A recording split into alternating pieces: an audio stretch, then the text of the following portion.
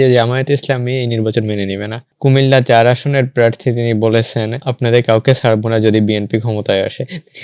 পর্যন্তও বলেছেন যে প্রয়োজনে ঘরবাড়ি পোড়ায় সব ছারখার করে দিব। সুপ্রিয় দর্শক এবং শ্রোতা, আজকে আপনাদের সঙ্গে আবার চলে এসেছি হানি টিভি আয়োজিত পলিটিক্যাল টক শো বলতে হবে জানতে হবে আরও একটি এপিসোডে। ইলেকশনের প্রচারণা সমাপ্ত হয়েছে, এখন শুধু ভোটের দিনের অপেক্ষা। ভোটের পূর্বে ইলেকশন নিয়ে এটাই আমাদের হয়তো সর্বশেষ এপিসোড। আজকে আমরা কথা বলবো যে ইলেকশনে কি হতে যাচ্ছে।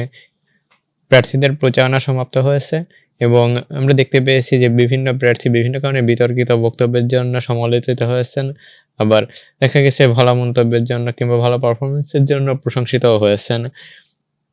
চলুন দেখে নেওয়া যাক সামগ্রিকভাবে নির্বাচন পূর্ববর্তী জাস্ট রাত পোহালে ইলেকশন এই অবস্থায় কোন প্রার্থীর আমলনামা কিভাবে নির্ধারিত হতে চলেছে।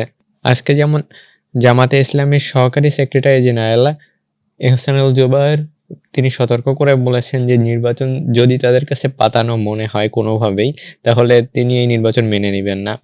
এবং তিনি আরও বলেছেন যে জামায়াতে ইসলামী এই নির্বাচন মেনে নেবে না।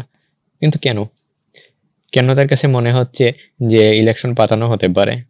অন্তর্বর্তীকালীন সরকারের কাছে বাংলাদেশের জনগণের যে আশা আকাঙ্ক্ষা ছিল একটি অবাধ, সুষ্ঠু, নিরপেক্ষ নির্বাচন। তারা ক্লেম করেছিল যে এই নির্বাচন, এইরকম সুষ্ঠু নির্বাচন পূর্ববর্তী সরকারের আমলে অনুষ্ঠিত করা যায়নি বা কোনোভাবে হয়নি। আশা দেখিয়েছিলেন, আসলে কি তারা সেই আশা রাখতে পারছেন? বিএনপি আগেও মাঝে মধ্যে বলেছে যে ইলেকশন ইঞ্জিনিয়ারিং হতে পারে। আজকে জামাতের কাছ থেকে এরকম কথা শুনছি। নির্বাচনের জাস্ট পূর্ব মুহূর্তে প্রার্থীদের কাছে কিংবা রাজনৈতিক দলের কাছে এরকম আশঙ্কা প্রতীত হওয়া actually it's not a good sign for the country actually, and it's not a good sign obviously for the election. যেমনটা তার কাছে শুনতে পেয়েছি, তার কাছে মনে হয়েছে, কিংবা জামাতের কাছে আমরা যদি ধরি তিনি জামাতের মুখপাত্র, তাহলে আমরা ধরতে পারি যে জামাতের কাছে মনে হয়েছে যে ইলেকশন লেভেল প্লেইং ফিল্ডে হচ্ছে না। কিন্তু কেন?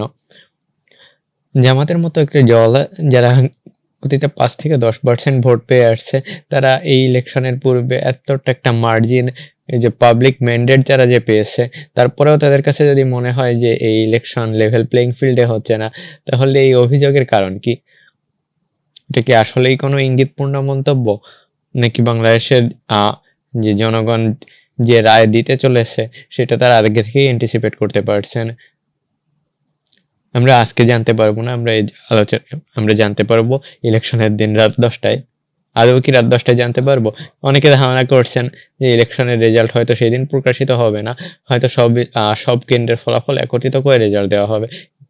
Is it just an anticipation or there's something more behind this? We'll get to know. বরাবরের মতোই আমরা দেখছি যে বিএনপি এবং বিএনপির প্রার্থীগণ তাদের বিতর্কিত মন্তব্য অব্যাহত রেখেছেন। এই জাস্ট মাত্র নিউজে আসলো যে আমরা দেখতে পাচ্ছি যে বিএনপির কুমিল্লা 4 আসনের প্রার্থী তিনি বলেছেন যে এবার যদি আপনারা অন্য কোনো দলকে ভোট দেন, আমরা আপনাদের কাউকে ছাড়বো না যদি বিএনপি ক্ষমতায় আসে। পর্যন্তও বলেছেন যে প্রয়োজনে ঘরবাড়ি পোড়ায় সব ছারখার করে দিব। আমরা একজন প্রার্থীর কাছে কি এরকম আচরণ এক্সপেক্ট করি?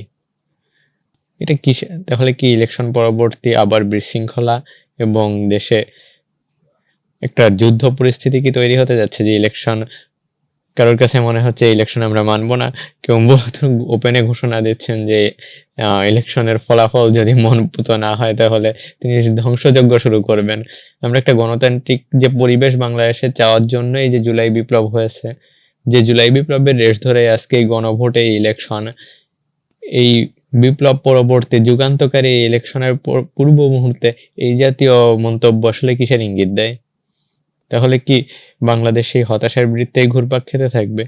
Is there no positivity through all of this bloodshed and all this happened since July?